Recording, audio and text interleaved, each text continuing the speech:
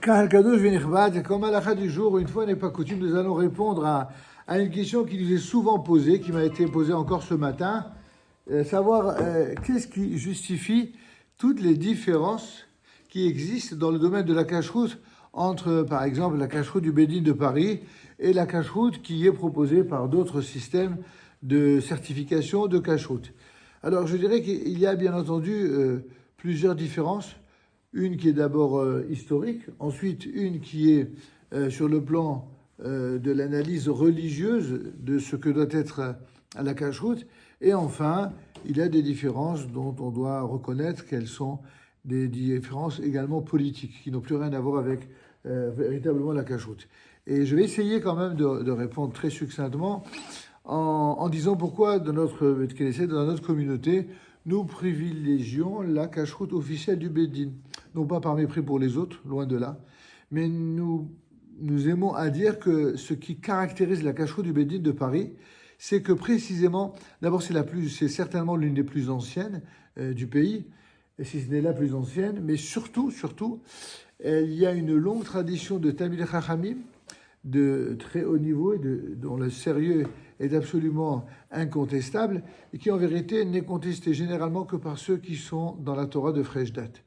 Ceux qui ont vécu la réalité de la cacheroute de génération en génération, paradoxalement cela, pour eux c'est une évidence que lorsqu'on veut manger cachère, eh bien on mange la cacheroute du Bédine de Paris. Par ailleurs, nous connaissons nous-mêmes tous les éminents rabbins qui ont été à l'origine et à la tête du rabbinat français, du rabbinat parisien, du Beit Din. Et contrairement à ce que certains, parfois de façon un peu tapageuse, laissent à penser qu'il y aurait une cacheroute à plusieurs vitesses. Alors, essayons un petit peu de démêler un petit peu cette question de manière très honnête et très sincère. Il est vrai qu'il existe, du point de vue du Shulchan Aruch, il existe différentes attitudes par rapport à la cacheroute. Personne ne le conteste. Il y a des personnes, comme vous le savez, comme pour toutes les mitzvot, il y a des personnes qui sont particulièrement pieuses, qui font attention à chaque détail. Par exemple, le fameux Baba Salé que tout le monde connaît, il mangeait jamais de viande. Du tout. Et c'est pas du tout parce qu'il faisait pas confiance à la cacheroute. C'est parce qu'il avait une nuit d'atracidou de ne pas manger de viande. C'était le cas du Rav Kook également. Il y a beaucoup de gens qui arrivaient à un niveau de piété extrême, eh bien, ne mangeaient pas de viande. Oui, ça devrait faire plaisir aux végétariens. Mais en tout cas, c'est une réalité. Donc, il est vrai que le fait de consommer de la viande, c'est d'une certaine manière une forme de concession autorisée, bien entendu, même les khatrila, mais qui doit quand même être entourée de protection, de surveillance, au sens propre comme au sens figuré, et la surveillance d'abord de sa propre personne. Et il ne suffit pas de manger cachère dans un endroit où il y a le panonceau du Bédine. Il faut que soi-même, eh bien, on fasse attention à toutes les règles de la cacheroute. Mais pour revenir à notre question de base, le Bédine de Paris est certainement à nos yeux celui qui offre la cacheroute la plus sérieuse et surtout qui s'adresse à toutes les dimensions du peuple d'Israël à Paris et en France. Pourquoi ? La raison est simple, c'est que c'est une organisation, le Beit Din de Paris, le consistoire, qui s'adresse à l'ensemble de la communauté, non pas en tant que consommateur seulement, mais en tant que membre d'une collectivité qui s'appelle le Klal Israël. Le Klal Israël, que ce soit en Israël, que ce soit à Paris, c'est un état d'esprit que de s'adresser à tout le Klal Israël. Et j'insiste en disant non pas en tant que consommateur, mais en tant que fidèle. Or, la notion de fidèle, comme son nom l'indique, elle exprime la fidélité. La fidélité, je vous le rappelle, c'est la première qualité, la plus grande qualité qui était reconnue au plus grand de tous les rabbins de tous les temps, Moïse. Moshe Rabbeinu, on dit à son sujet qu'il était à la fois l'homme le plus fidèle que la terre ait porté, mais également l'homme le plus humble que la terre ait porté. Rolbetin et Manou. C'est un homme qui est fidèle. C'est un homme qui est fidèle à la Torah, au Mitzvot, au Maasim Tovim. Nous avons dans différentes cacheroutes des gens qui sont très bien, des gens qui sont fidèles. Mais il y a aussi des gens qui sont entourés de gens qui font beaucoup de la Shonara. Et qui prétendent que la valeur d'une cacheroute va dépendre de ce que eux disent en mal sur telle ou telle cacheroute. Là, évidemment, c'est pour cette raison que nous nous inscrivons en faux par rapport à ces attitudes-là et que nous affirmons au contraire que dans la cacheroute du Béni de Paris, eh bien, on ne dit du mal d'absolument personne en ce qui concerne la cacheroute. Et la cacheroute du Béni de Paris, elle est la seule cacheroute qui offre à notre connaissance en son sein tous les niveaux de cacheroute. Vous pouvez, au sein de la cacheroute du Béni de Paris, vous pouvez manger la consommation classique de tout un chacun, mais la consommation que d'aucuns appellent halak ou glat, ce sont des niveaux de cacheroute correspondant à des minhagim précis, et tout cela, vous le retrouvez au sein du panel, si vous voulez, des restaurants, des boucheries et de toutes les organisations qui sont liées au Bédine de Paris.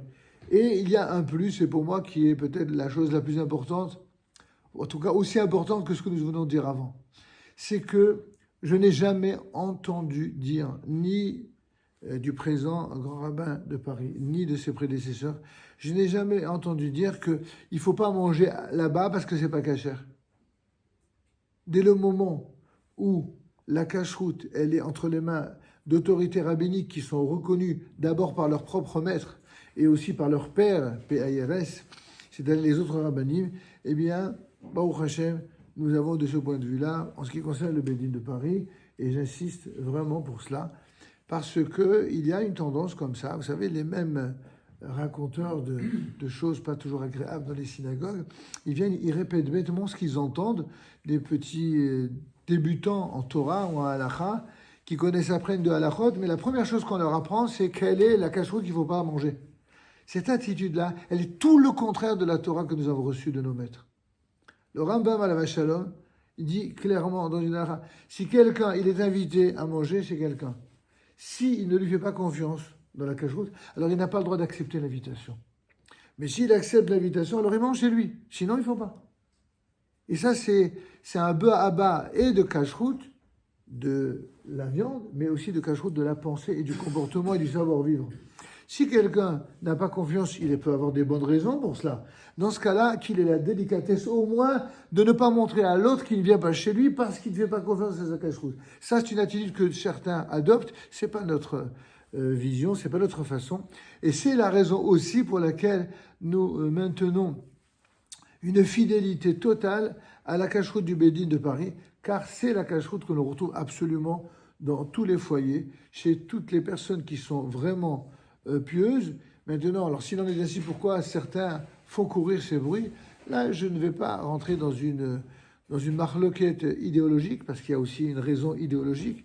Il y a des gens qui, tout ce qui est nature, tout ce qui est officiel, que ce soit ici en France ou en Israël, ils sont toujours contre. Ils ont été éduqués comme cela, c'est leur manière de recevoir la Torah de l'exil. Alors que nous avons une Torah d'Israël, une Torah du Klal Israël, et dans cette Torah-là, on ne mange pas de ce pain-là, si j'ose dire. Pour le coup, ça, c'est pas du pain kasher.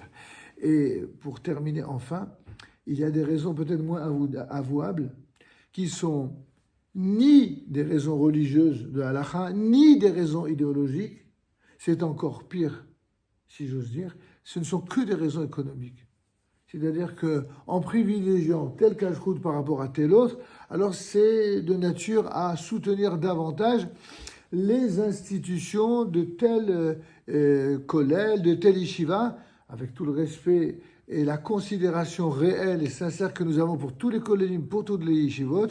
On prie Dieu de tout notre cœur pour qu'ils aient tous les besoins dont plutôt les aides dont ils ont besoin, comme on dit sur l'expression Iftah lahem et Totsaro atov, que le trésor divin s'ouvre à eux et les soutienne, et on le dit avec beaucoup de cœur, mais d'un point de vue d'Afka halachique idéologique, nous préférons et de très loin soutenir une cacheroute qui soit officielle et qui s'adresse à tout le Klal Israël et pas certainement pas qu'à une seule partie du Klal Israël qui serait une sorte de must sur le plan de la cacheroute plus que les autres. Cette démarche, elle ne nous semble pas respectable et c'est pourquoi on ne peut que, pour répondre à la question posée, que évidemment d'abord inciter tout le monde à manger strictement kasher.